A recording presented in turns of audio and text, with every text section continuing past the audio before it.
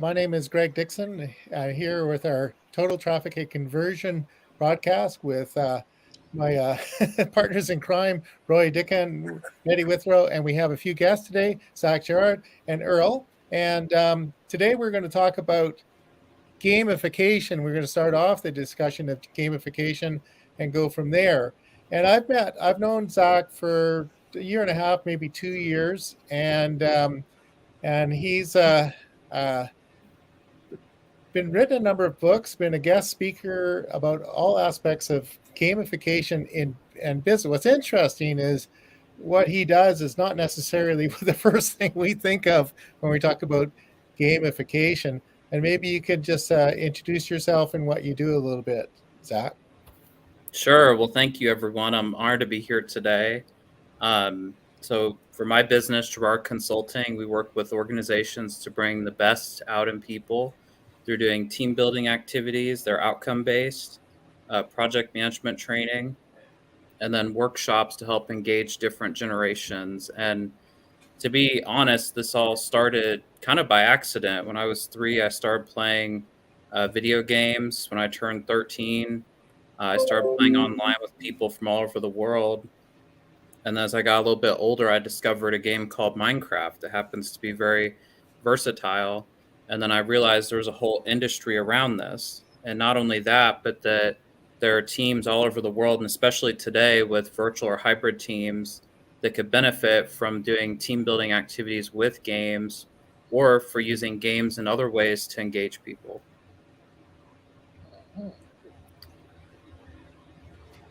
Yeah, we'll try this view here instead of the different version of Hollywood Squares. So, yeah, do you want to give us an example of what you've done in a company? I think you've done some things in terms of project management. Sure, I'd be happy to share an example. So a couple of years ago, I had a group here locally in the Kansas City area, and I'm sure, like most of you, they've been working more than they had pre-pandemic. And so they'd asked me to come in and facilitate a team building activity to reconnect. Um, and they were all here locally, but we decided to do this virtually because of the precautions with COVID-19 or concerns about that. And so I put together an activity where we all built a city together. We got into a Minecraft server. I got to help show them how to play the game, navigate the dynamics, build some basic structures together. And we had a lot of fun. We learned a lot about each other, about building cities together. And then there were a whole bunch of skills that everyone developed in a really short period of time. And a couple I highlighted in an article I wrote. And I'm happy for anyone watching, I'm happy to send you the article if you want, if you just connect with me on LinkedIn.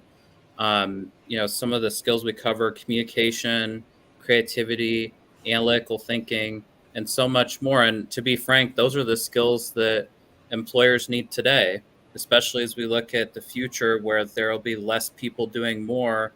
Why not tap into those games where you learn all those skills in a relatively short period of time? Zach, could you give us an idea how you actually built cities? Give a little more detail on that. That sounds really interesting. Sure, I'd be happy to. So I know that there's in-person competitions for doing city building as well, but I discovered on accident that Minecraft happens to be a really good platform for that. Most of us grew up playing with Legos as kids, so imagine Legos in a computer game. And with Minecraft, there's all kinds of stuff you can do. There's even an education version of the game where people have developed lesson plans from all over the world covering a whole bunch of different topics. But what I had discovered with my friends and from playing this game is that when you start out, so imagine like the 5 of us were in a Minecraft world, like we'd all build a house together near each other and help each other survive. And as we'd expand, we would just naturally build a city together without realizing that. And what I discovered was that it was basically a virtual simulation for local government. And that's what people do every day in government and some of the cities around us. But there's other applications too. You can build businesses, you can build transportation systems. I remember once we had a port authority And one of my friends I was playing with outside of my business, they had one of their booths on fire on the top part. And so imagine a booth being on fire and you've got all these wood structures everywhere. It's like a disaster waiting to happen. So we fined him. We were like, hey, you can't have your booth on fire because we don't want to burn the port down on accident. And, you know, it sounds kind of quirky or maybe bizarre, but it's kind of a fun way to practice doing rules and then setting standards within a city. Wow, that's interesting. Yeah. We had a guest here a couple of weeks ago, and we're talking about planning your business, and it come up. It says it's better to fail on paper than in real life. You know, go through all your mistakes, you know, in a almost a game situation before you go. Anyway, so this is really interesting. So, just any questions anybody has or comments or? Well, I just learned something which makes my day really happier. I always like to learn new stuff. And, you know, you're just saying I started playing video games when I was 3. I was like, wow, okay. You grew up in the medium. And so it's your subliminal language. And it's a new way of visualizing realities. I mean, it took me back when you were talking about building cities. It took me back to junior high when we had to plan cities in one of our classes, and we were doing it on paper. We didn't have the internet or video games and things like that, but it'd be you know, faster pace and far more interactive to do it this way instead of one by one and then comparing your assignments and things. So I think for kids now, this would be a great platform for their learning of that type of civics. And my knowledge of the gaming industry starts back in the early 90s, working for CompUSA. I was actually I was a software sales representative and slowly became the actual manager of the department. So I got to know a lot of the representatives from the gaming industry, each manufacturer for the games, and especially for building cities. Yeah, back then it was SimCity, and I believe SimCity is still still used to this day. But that's been my knowledge of the gaming industry, even though I am in the entertainment industry. And I know that over the years that things have changed so much, and that the friendships that have been formed, the gaming networks that have been formed, you name it, it has grown so tremendously that yeah, it's actually a way to bring people together. Now, granted, majority of it's going to wind up being anything from teens all the way up to adults, which, I mean, in a way is a good thing, but for the kids part of it, I know that parents like to limit times on how much time they're spending on playing games, which I do agree with. But I mean, that's my knowledge of it. So Earl, the game you were involved with first was called Sin City? Sim City, SIM. Sim City, okay. Yeah, basically is if you remember back to the days of, well, basically the original Sims that came out. And then there was Sim Family, there was Sim City, there's another one that came out shortly afterwards, but Sim City would allow you to actually build cities. And a lot of people used it. As I believe that even some, now I could be wrong, so don't quote me on this, but I do believe that there were also some people who, I'll think of the term here in a minute, the actual people who design buildings and whatnot also participated with this. Yeah, and there's some farming games. I think there's one, I can't remember what it was, and it started off, you could start in the Middle Ages, you could start with building a village, and then you went through time, so they can go, through the ages and then to the present and then into the future. It's kind of fun stuff. Yep. Part of that started with World of Warcraft. Okay. So we didn't really properly introduce you, Earl. So would you like to just sort of say a bit about yourself and what you do? Sure. My name is Earl Williams. I am located in Waterloo, Iowa, and I'm the owner and founder of Night Wolf DJ Services and also Williams Telecom Consultation Services, to where I offer, I'm a internet radio host, podcaster, DJ, minister, and event planner in the wedding industry. And I'm working with business owners and professionals in helping them to establish their own podcast and also short videos to help them bring in potential clients and new business and to be able to expand.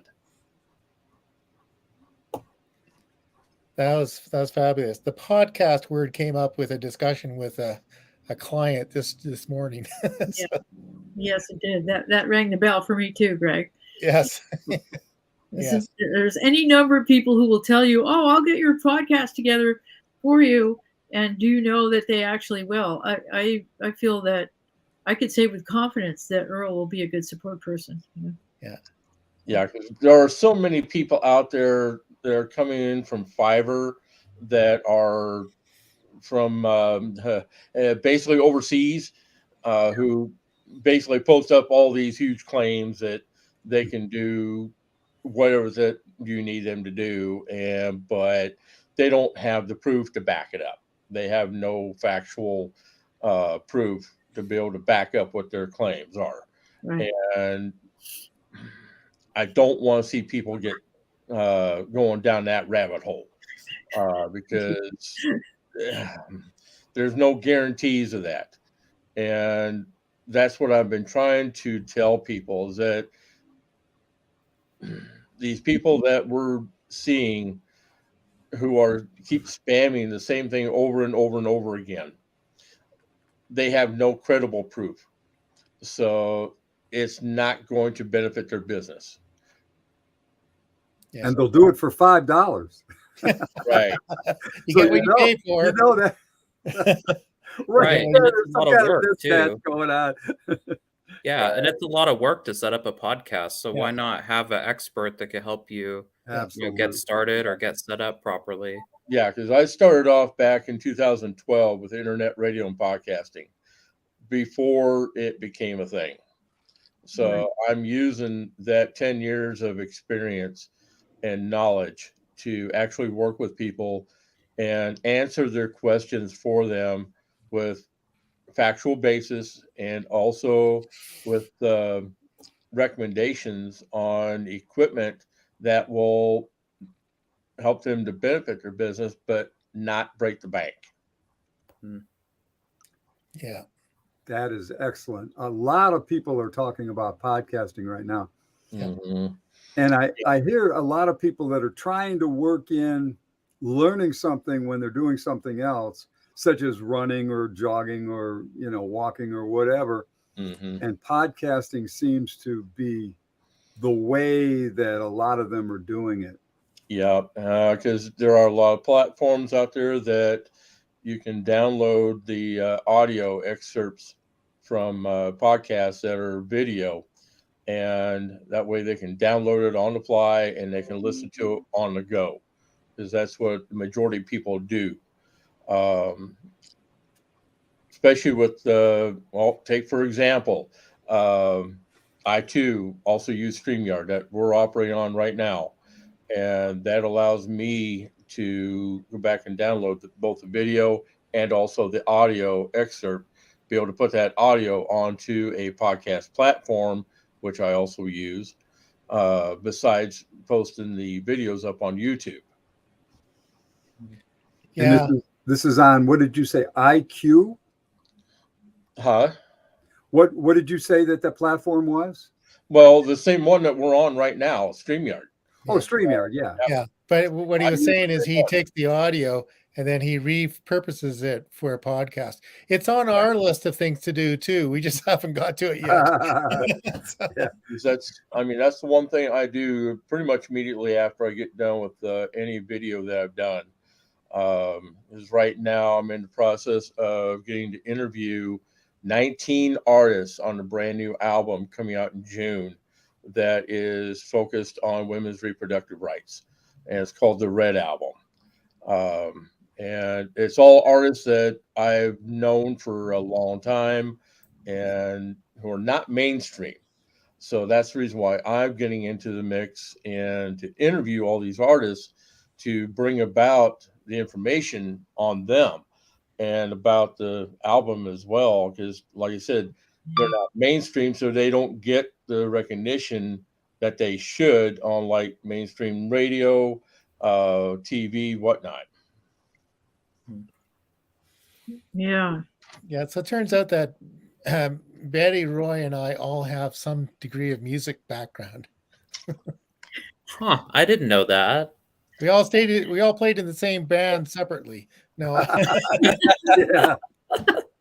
True. Yeah. Yeah, that was my first good job. That was my first profession when I got out of college. Well, even before I got out of college.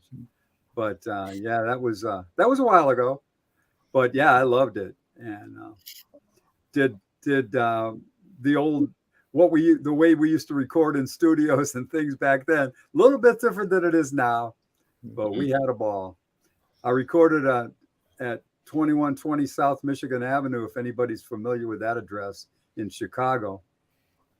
The Rolling Stones created their second album there. Oh, yep. Yeah. Whoa. Okay. Yep. There we go. That's one of the. I'm not even sure if that place is still standing, but yeah, I mean that place is part of history. Yeah, it absolutely is. Yeah. Wow. Good stuff. Speaking of that, I remember, so when I was a kid, I played on Guitar Hero and Dance Dance Revolution. I can still sort of do Dance Dance Revolution, but it can be a little hard to keep up with it. But I remember reading that from playing some of those games that help get kids interested in music, because they'd be playing a guitar or practicing playing drums or whatnot. Mm-hmm. Yeah. And games really do a lot. My youngest son became the computer nerd of the family. He was just at the right place to get into personal computers right when they first came out. And, we got his first computer from some weirdo who had built it from spare parts and so on. And the next thing I knew, he was in his room all the time doing SketchUp, building houses on SketchUp, and doing flight simulations. And he would be obsessed with the flight simulation until he beat the game. And then he had to have the next game, and later on, when he went to get into pilot training in the military, he found out that they don't want you to have gone through all those games because that's not the skill set that you're going to need to actually be in the cockpit. So he had to downplay that. But it really, he was literally not in the same room with anybody else with that. Yeah. And learning just at Mach speed, he would just devour the simulation until he had mastered it and it was boring. And then he'd move on to the next one. Wow. Well, and I think to Earl's point earlier, because I feel like you're both alluding to talking about kids and games. Mm-hmm. There's this saying I'd heard that you want to do everything in life in moderation. And I feel like games are the same way, that you want to be careful to not just be on them all the time, but to see them in the context of the workplace as a tool, but for kids as something fun to do. And when I do talks like this, I recognize I'm often talking to parents or perhaps grandparents. And I usually tell them that if they have younger kids, to just try to play with kids in the neighborhood or their school, that they know online, and to be careful who they talk to over the internet. And as they get older, to again still be careful, because you don't always really know the person on the other side of the screen, And it is kind of crazy to think about. I've seen kids online that shouldn't be playing certain games, and they're playing with adults their age, or sorry, way older than them. But I think there's also opportunities for parents or adults, and I'd encourage them to watch what your kids do online, to see, like, are they building stuff? Are they interacting with people? And it could be an opportunity to link them to careers. So, for instance, like, let's say they're playing a strategy game and they like working with other people, having them do certain things. Maybe they could be a good manager, or maybe like an engineer. And so, as an adult, we can help link what our kids are doing in games to real world outcomes. And for adults, we can do the same.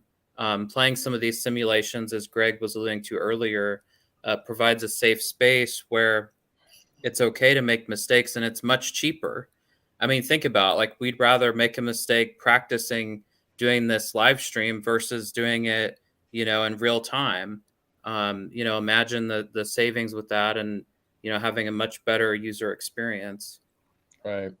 And I know for the majority of us here who can relate to this, because back in my day, all we had was game consoles. And it could be, God, there was, back in my day, there was Atari.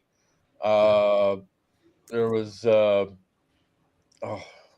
there's a couple different ones. I think there's like only like 3 or 4 different ones that were out during my time. And that was back in the 70s and 80s. And then, yeah, that was basically my experience with just playing Atari and games that way. And then later on in the 90s, getting involved with the computer games and that, and plus getting familiar with, to me, was the first computers that I came across working at the shack.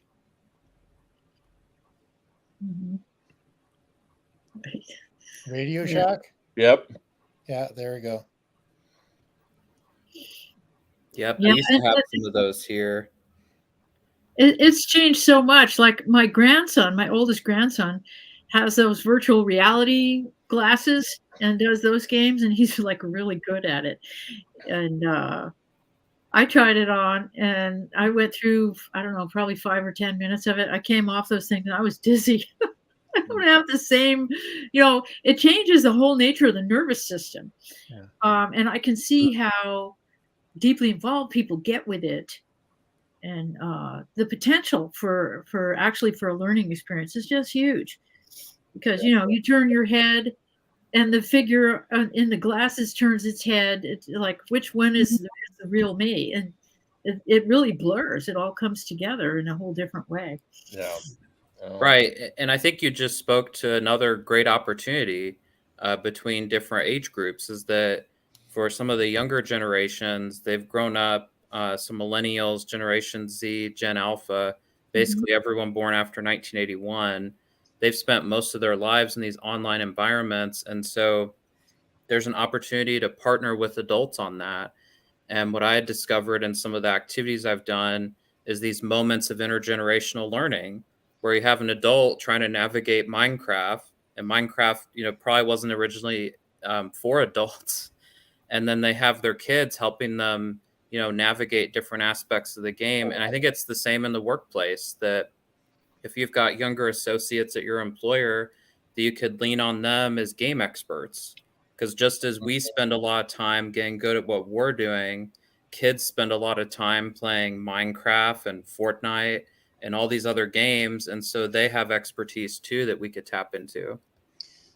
Yeah, I remember the evening that I got shown up by, at the time, was I think she was I think she was like 7 or 8, my daughter, who was like 7 or 8 years old.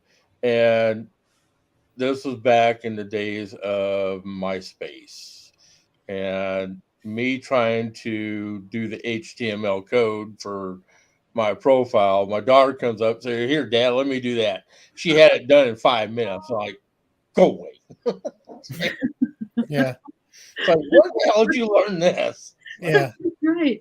So we have twin boys. They're all in their 30s. They're both in the 30s now. But when they were younger, they really loved board games and strategic games. And we would get a couple for Christmas. So Ann and I had one day. So the first day, on Christmas Day, if we played a game, we had half a chance of winning. But the two of them would go down and they would analyze it, play it with themselves, and there was no chance unless there was a luck factor. That I just couldn't we couldn't even compete. I do pretty well with Dominion, but I think there's enough of a luck factor in that. But something, even the weirdest things where we'd play a farming game and Cale wouldn't even bother farming, and somehow he'd win because he knew how to get all the points, right? And the rest of us are trying to raise animals and plant crops. Yeah. He would just, I guess he would just eventually get the points and buy everybody's farm. I don't know what it was. Yeah, if I remember right, there's also Sim Farm as well. Yeah, Sim Farm. Yeah, there was a couple of gardening games. I know Anne got super obsessed with a gardening game, and I think she was playing it all the time on her tablet or something. But well, and Greg, I think you bring up a great point. Just as we look at video games today, board games are also very powerful too. Yeah. Like you look at the past 3 years, we've all been living through the game pandemic to some extent. Yeah. And I remember, so I'm an Eagle Scout, and I used to be an adult scout leader. My first year I was an adult scout leader, I brought a few chess boards with me to camp, and I would play it with some of the scouts. And I told them, I said, if you beat me at chess, I'll buy you some ice cream or something. And I'm fairly good at chess. I wouldn't say I'm like an expert, but some of those kids would spend hours at a time playing me at chess because they wanted that ice cream or whatnot. And I tried to use it as an opportunity to teach them about sportsmanship, about how to play the game, how to have fun. We even had a chess tournament for 1 or 2 years at camp, and the kids had so much fun with it that one of the years I was at camp with them, we had no fights happen, which was kind of a shock because this is like, boys that are 11 to 17 that sometimes don't get along at camp. And it's because they spent all their time trying to beat me at chess. That was a lot of fun. That's cool. You became the focal point for all of their competitions. That's really cool. I like it. Well, I guess Earl. He's just stepped away. He might be back. So I just thought, yeah. Anyway, so one of our discussions today was we're interested in learning new things to apply to marketing. So so if you have some ideas how you see we can add, there are some examples, but how we can add some gamification elements to marketing strategies. Interesting. Well, I think first it starts off with your goal, so what you're trying to accomplish. And then second of all, finding out what motivates the people that you're trying to engage, and recognize that they might have different motivations. For some people, they want to win. They want to be competitive. So like see how they're doing on a leaderboard. You have some people that might want to work with others. There's other motivations too that are strange for games. Like some people want to break a game. They want to see get outside of a game boundary or, break the rules. I think an extreme case that applies to marketing, you might have heard about this, but in the 90s, Pepsi was running commercials and they had a Harrier jet in there. And they didn't put a disclaimer like, hey, this isn't really, a prize. And so someone thought it was a prize. And so they got millions of Pepsi points and had lawsuits for years because they thought they had won this Harrier jet. And some people play games to get revenge. Maybe a coworker did something to them at work and they want to get even. But there's been a lot of research, I think, in more of the context for marketing.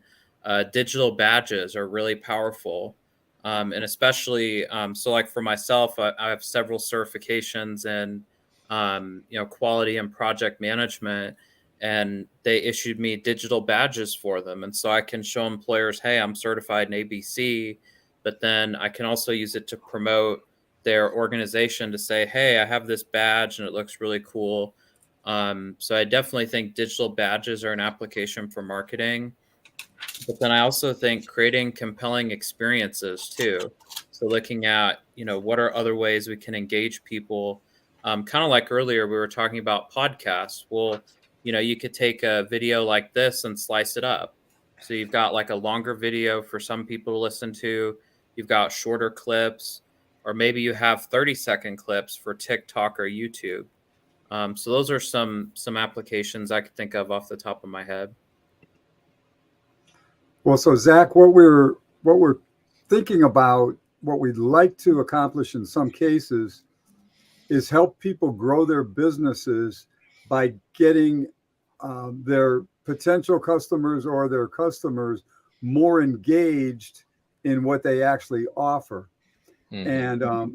And so, for example, what we were thinking about with a dental office is providing a game that would involve doing your oral hygiene and accumulating points, and then those points could be could allow for reductions in the cost of services and things like that. Does that make any sense? I think it does, because you're basically talking about kind of like a roadmap or treasure map. And so you could set it up like you get like 5 points if you make an appointment. You get 5 if you come in on time. You get 5 for doing your appointment and then scheduling a follow-up. And what you could do with that is put different prizes out there. So if you have, let's say it's like 100 points, then you get like a free visit or maybe a discount. I know that Starbucks has done this. There's some other companies. And the idea behind it is that you spend so much time working up to the prize that you put more money into buying coffee or dental visits than it's worth to get that free one. But people persist in that because, again, they want that free giveaway or that badge or recognition or whatnot. There are a lot of companies who are taking advantage of that same practice. And I see it all over the place, especially with your Starbucks, your pizza deliveries, Subway, you name it. All the big chains are doing it.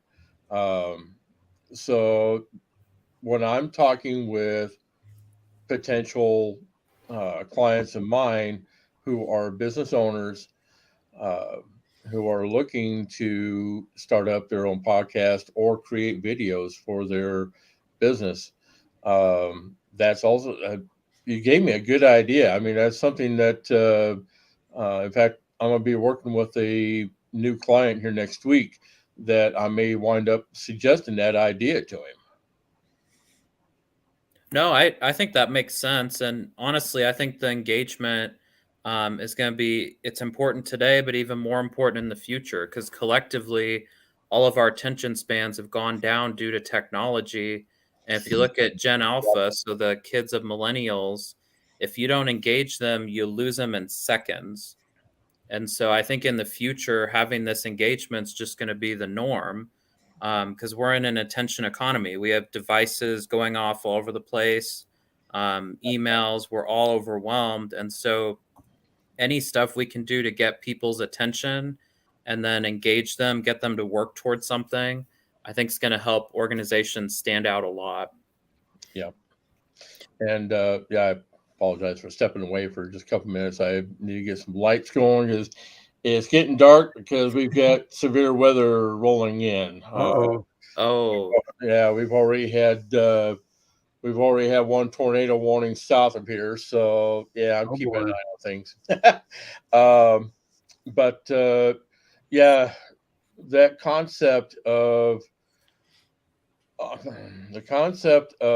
just creating videos to entice potential clients to grow your business is the way of going, because yes, it does boil down to these short 15 to 30-second videos that will get people's attention to at least attract them to the business, get them more involved, and get them enticed into wanting to know more about what's going on. So that's, yeah, I agree with you there.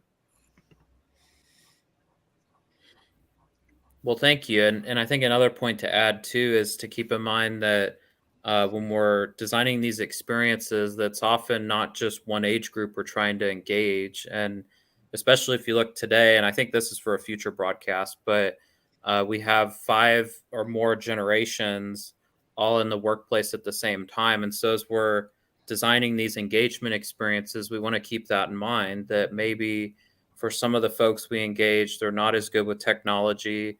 Maybe some are better. And so it's important to be inclusive in that you design experience that could appeal to a broad age group, but then also make sure people feel included from a socioeconomic standpoint and then a cultural standpoint. Because if you design something that excludes someone, you could be missing out on potential customers. Mm-hmm. Yep. Agreed. Yeah, and that speaks to another point. I know that you do.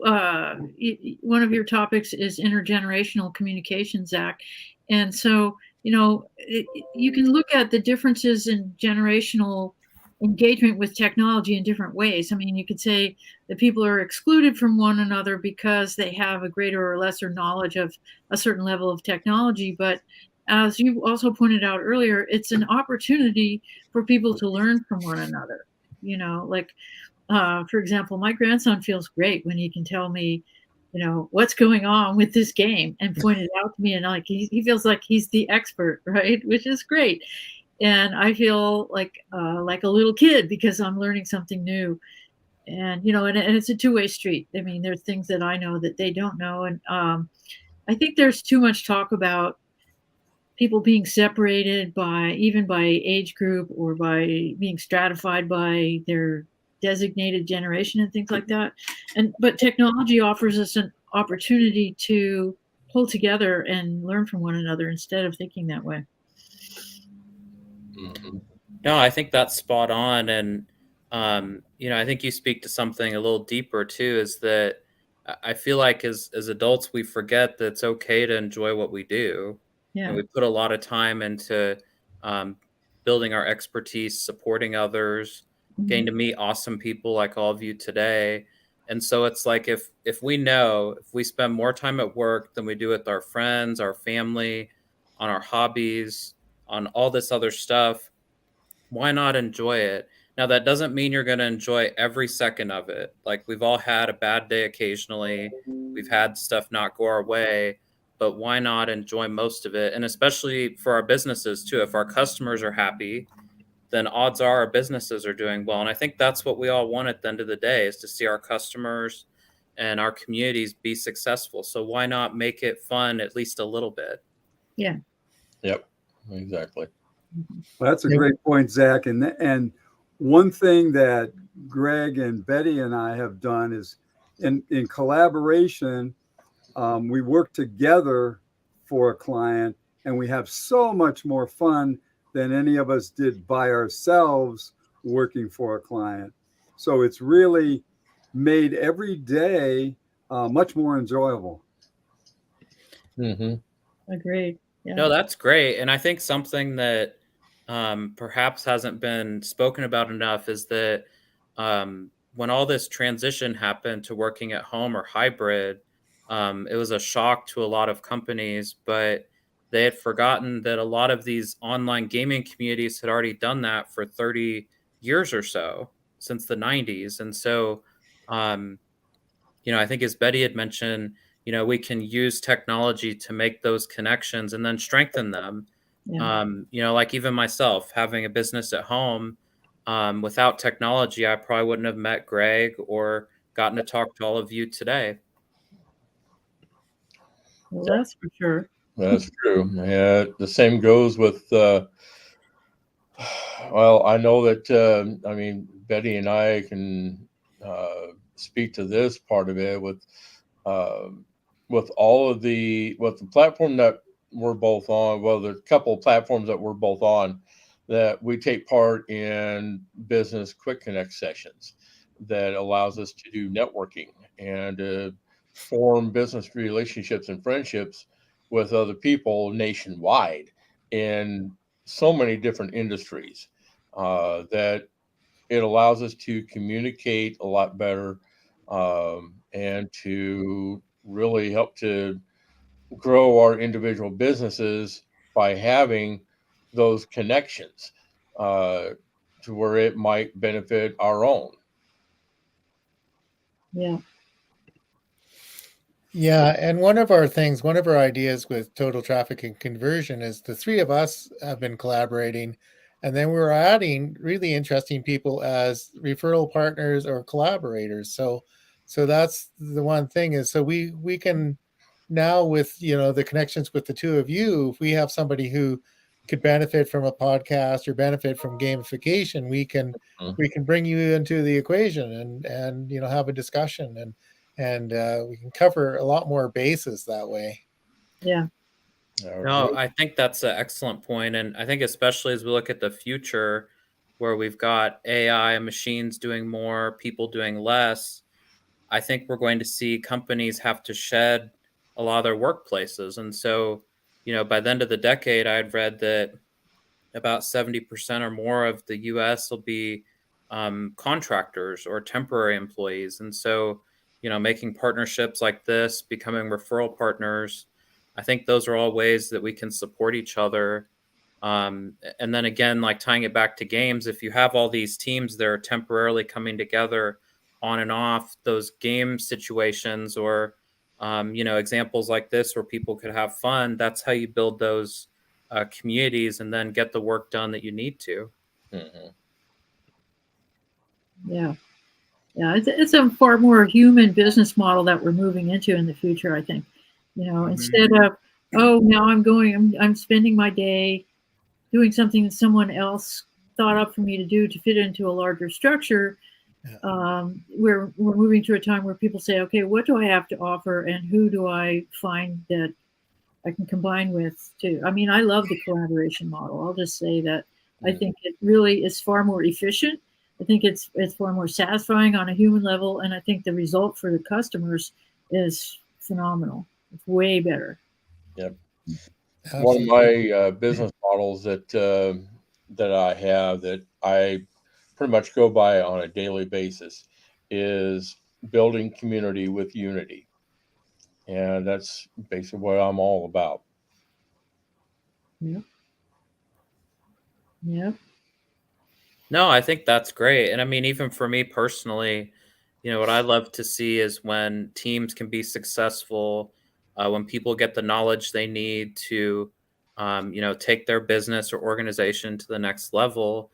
And then when those connections are made between different age groups, where they're like, oh, these younger folks really want the same thing that we do as older folks.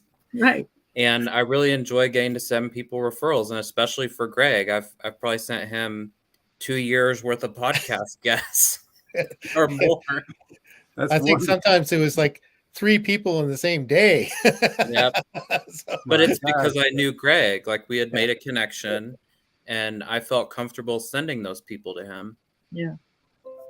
That's what it's all about. Is when you know the resources, you have the confidence, it builds a new kind of teamwork. we have some people in the audience. I just want to open that up. If you have any questions or comments, if you're not careful, we'll invite you on screen. Anyway, so if you have any comments and questions, we can do that.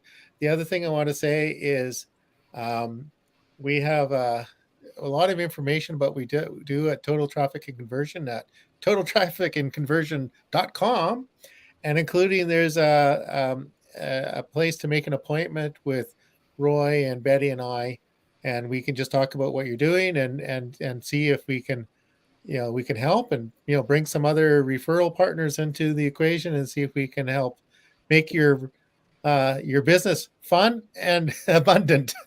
So Yeah. That fun and abundant. Good poetry there. Yes. More fun. More fun and more abundant. Yeah. Yeah. So any last comments before we ring off here? I just want to thank Earl and Zach for joining us today. This was really fantastic. I have learned so much. I really appreciate you gentlemen teaching us all this good stuff, because that's really what it's been for me anyway. Yeah, we can learn new tricks. Yeah. Oh yeah, it's possible. I just want to say thank you for having me on, and look forward to more broadcasts. Awesome. I agree. Want to thank all of you. This has been a lot of fun. Wish you all the best. It looks like you've been doing this for a while. So, if you're listening, feel free to check out the next one.